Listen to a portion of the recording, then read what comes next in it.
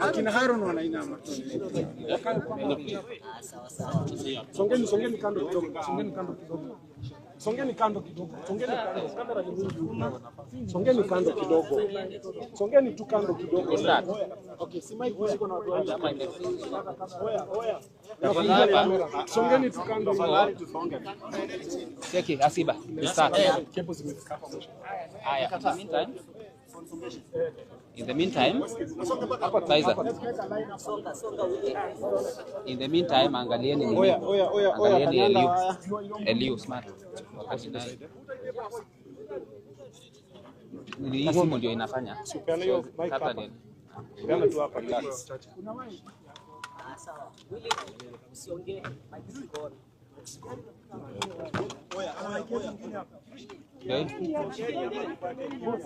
Cheki, ya hand over hizo mics alafu ulizo hapo nyuma, usonge kidogo.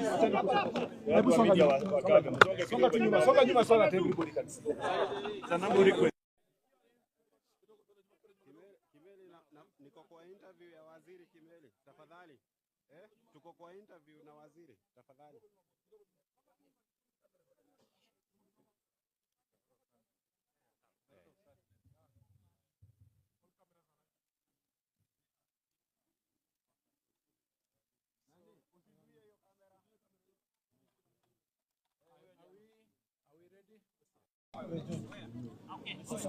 Yeah, so ladies and gentlemen, it is a sad day today that we woke up with the sad news of a fire incident at this school, Utumishi Senior School, where at about 12:45 a.m. a fire broke out in one of the dorms on the second floor of that particular dorm. And the dorm is completely destroyed, together with a lot of injuries to our learners. And unfortunately, we lost some of our learners in that incident. I'm going to give you those figures. Ladies and gentlemen, this particular school has a total girls population of 815 girls. At the time of the incident, the girls that were in school were 808. 7 of the girls were at home for various reasons. Out of the 808 girls, 79 were injured and taken to the hospital. They were treated, and 71 of them were discharged. We have 7 currently admitted, and 1 has been picked by the parent from the hospital. Out of that number of 808, we have 16 fatalities whose identities will be identified. The process of accounting will be taking place with our investigators. It's an unfortunate incident. At the time of the fire, responses were received from our security agencies, and we'll be talking more about it, from STU, KDF, County Fire Brigade, and the Kenya Red Cross, among others. The response teams, of course, managed to put out the fire by about 3 a.m., but by then the damage had already been done. We currently have our CSI in place from the DCI headquarters, who are processing the scene with, of course, a view of identifying all the victims. Investigations are ongoing, and there is a hotline number 1199, to which we'll be asking the parents to keep reporting, especially those who might have left with their kids when they came earlier. And that hotline number will also be available for counseling. That is the current status of the event. We'll be releasing the learners who are here present with their parents in the course of the day, and will continue briefing you on the process of the investigations and the outcome. I take this opportunity to pass, on behalf of the minister and myself, our condolences to the families and continue wishing those who are injured quick recovery. Thank you. So perhaps what could be the possible cause of the fire? Investigations are ongoing, but the identification of the cause of the fire is not yet identified. We'll be able to give you that information once the investigation is complete. But allow my learned colleague, cabinet colleague here, to say a word or two, and the governor, then we can respond to your questions. Okay, thank you. Sorry. First of all, let me say, following the information you have been given now, I want to pass my condolences to the families that lost their loved ones. We know that this is a very anxious moment, and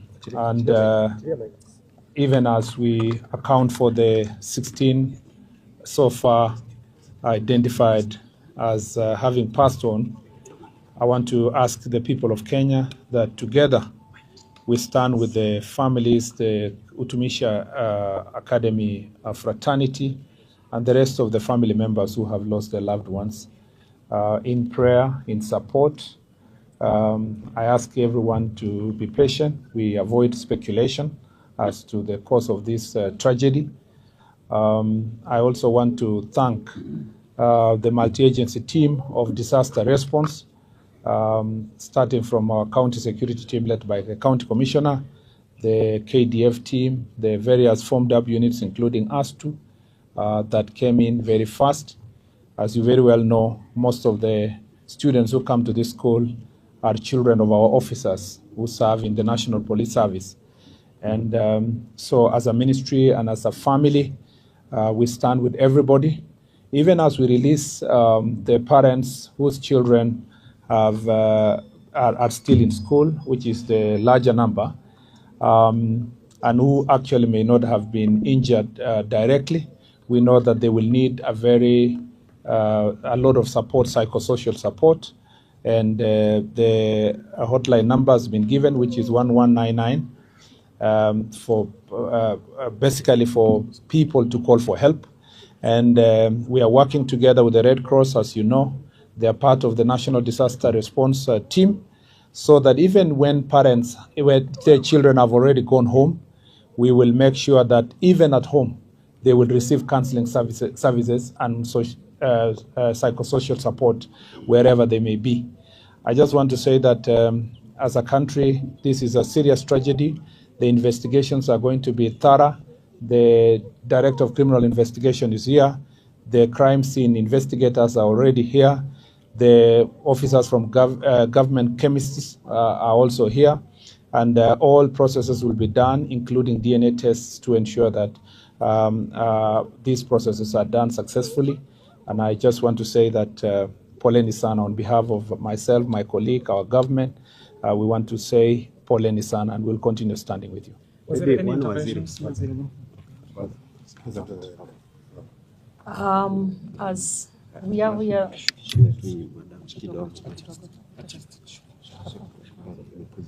I'm very short.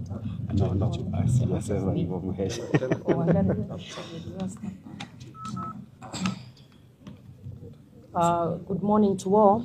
As we are all gathered here today, it's just a very, very sad morning, as we have all woken up to this disaster.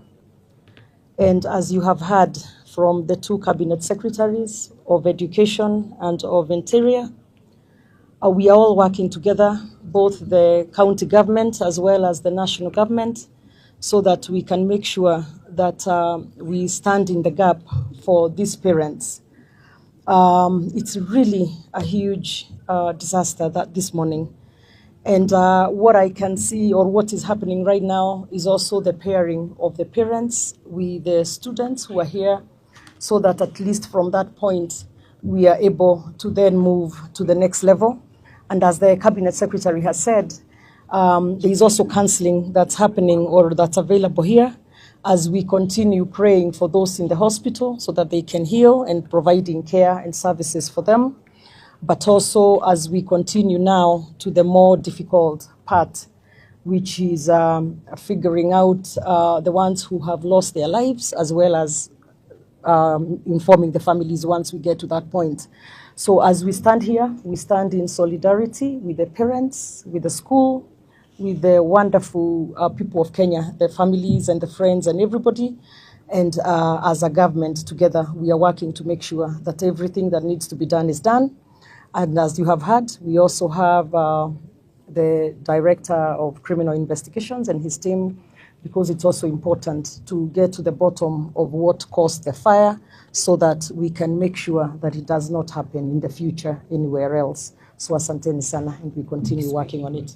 Karibu Mheshimiwa Wangari.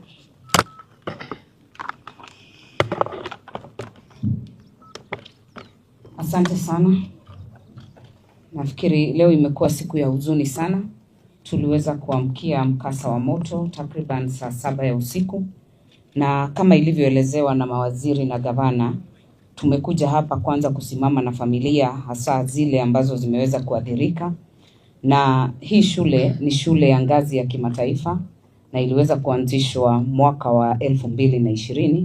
Ikaweza kukua na ilikuwa na watoto, sasa imefikisha watoto 815 na watano. Lakini wale walikuwa kwa shule ni 808 na kwa lile bweni la kulala kulikuwa na watoto takriban 200.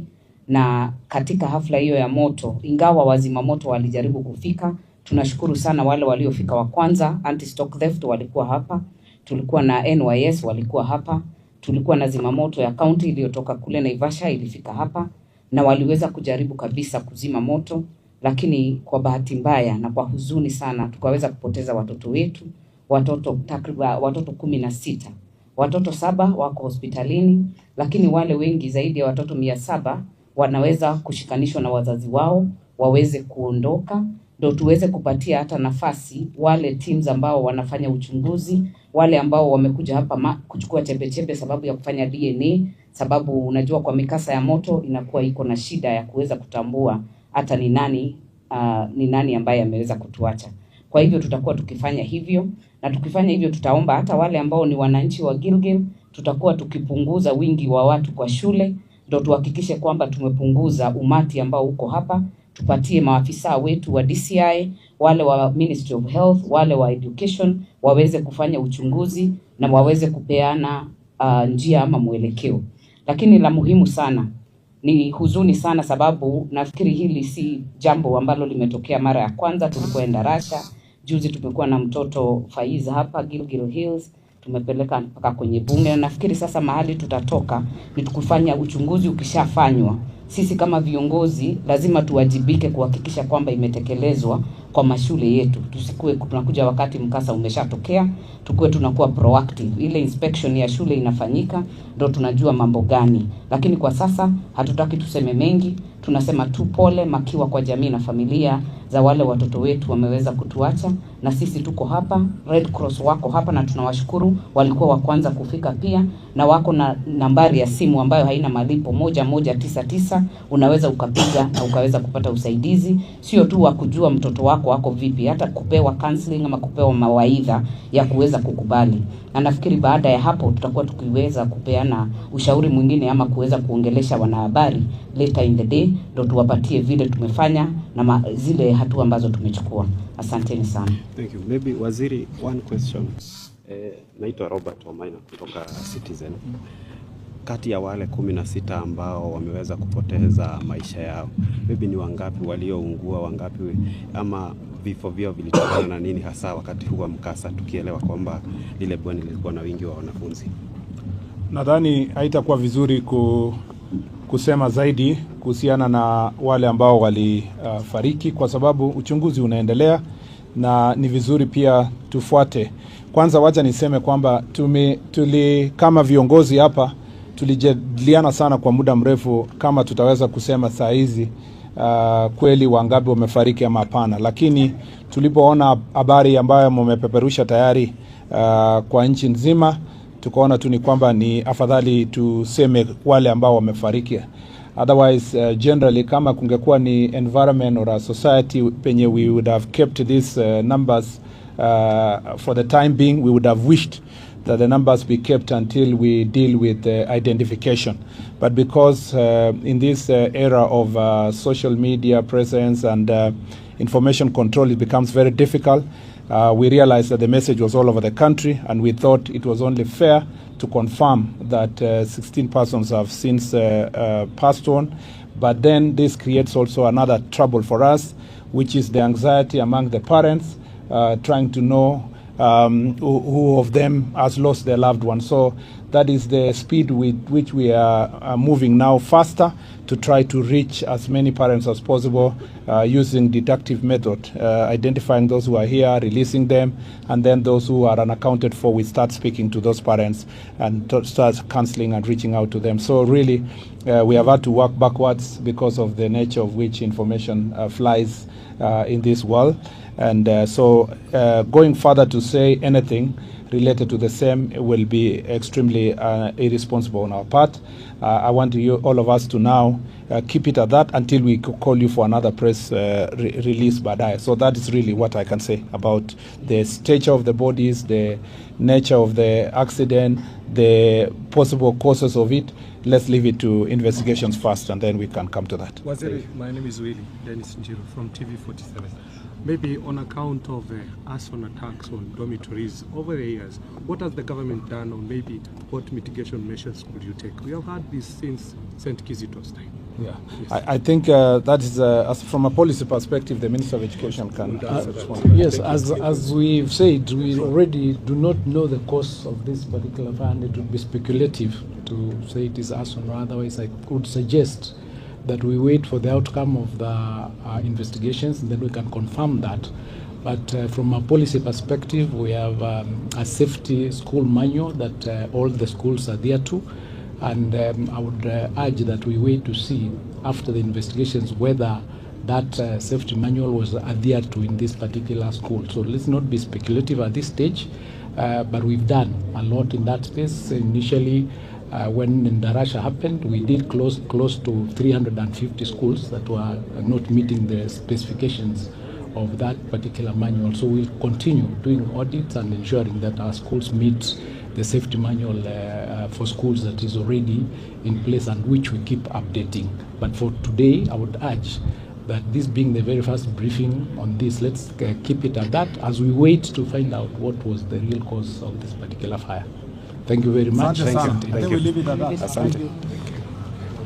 Mwenzangu Joshua Nsare, umeweza kumsikia waziri hapo akiweza kuzungumza.